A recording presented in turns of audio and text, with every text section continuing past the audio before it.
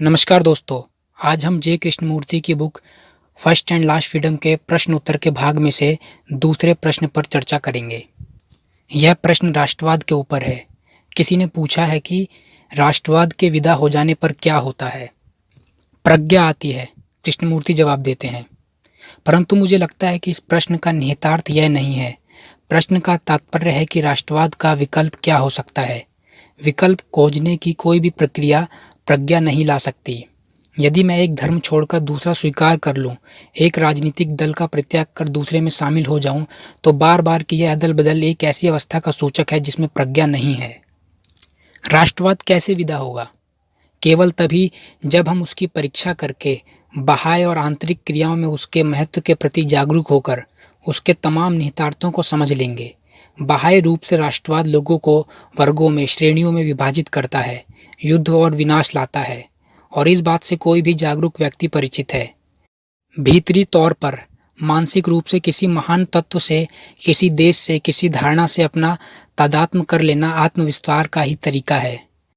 किसी छोटे से गांव या बड़े शहर में या कहीं भी जब मैं रहता हूँ, मेरी कोई गिनती नहीं होती। परंतु यदि मैं किसी बड़ी वस्तु के साथ, देश के साथ जुड़ जाता हूँ, खुद को हिंदू कहता हूँ, तो मेरे अहंकार को गौरव मिलता है।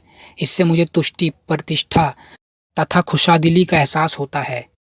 किसी बड़ी चीज के साथ तादात्म्य कर लेना उन लोगों की एक मनोवैज्ञानिक जरूरत है जो यह महसूस करते हैं कि आत्मविस्तार आवश्यक है, और इससे लोगों के बीच द्वंद्व और संघर्ष का जन्म होता है।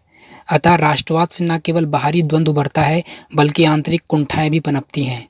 जब कोई व्यक्ति राष्ट्रवाद की समस्त प्रक्रिया को समझ लेता है, तो उसका उन्मूलन हो जाता है। राष्ट्रवाद की समझ प्रज्ञा द्वारा ही संभव है।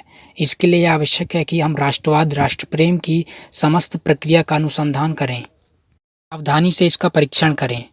इस परीक्षण से प्रज्ञा का आविर्भाव होता है, और तब राष्ट्रवाद के स्थान पर किसी भी विकल्प को लाने की आवश्यकता नहीं रह जाती।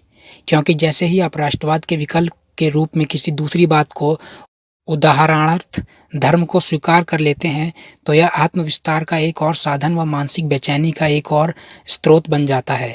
आप किसी विश्वास के जरिए अपने को पोषित करने लगते हैं। अतः किसी भी प्रकार का विकल्प, वह चाहे जितना आदर्शपूर्ण हो, अज्ञान का ही एक रूप है। यह तो वही बात हुई जैसे कोई व्यक्ति धूम्रपान की जगह चूसने वाली गोली, सुपारी अथवा ऐसे ही किसी पदार्थ का उपयोग करने लगे। लेकिन यदि कोई व्यक्ति धूम्रपान की सारी समस्या को, आदत के स्वरूप को, ऐन्द्रिक अनुभूतियों को और तमाम मनोवैज्ञानिक आवश्यकताओं को वस्तुतः समझने लगे, तो धूम्रपान अपने आप छूट जाएगा। समझना प्रज्ञा की पृष्ठभूमि में ही संभव है। जहाँ विकल्प की प्रक्रिया है, वहाँ प्रज्ञा नहीं है। विकल्प खोज लेना तो एक तरह से खुद को घूस देना है। उसमें हम स्वयं को यह करने या वह ना करने के लिए प्रलोभन दिया करते हैं। राष्ट्रवाद अपने विषैलेपन, बर्बादी और दुनिया भर में चल रहे आपसी झगड़ों समेत तभी समाप्त हो सकता है जब प्रज्ञा विद्यमान हो, और प्रज्ञा केवल परीक्षाओं को पास करने से अथवा पुस्तकों को अध्ययन से नहीं आती।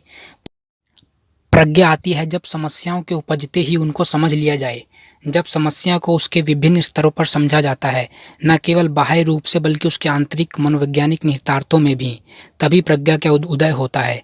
इसलिए जहाँ प्रज्ञा है, वहाँ विकल्प की प्रक्रिया नहीं है, और जब प्रज्ञा आती है तो राष्ट्रवाद, राष्ट्र प्रेम, जो कि अज्ञान का ही एक रूप है, समाप्त हो जाता है। दोस्तों, अगर आपको ये ऑडियो बुक्स अच्छी लग रही हैं तो वीडियो को लाइक करें और कमेंट में अपने राय या सुझाव ज़रूर दें, और साथ ही चैनल को सब्सक्राइब भी कर लें। And finally, thank you for your valuable time.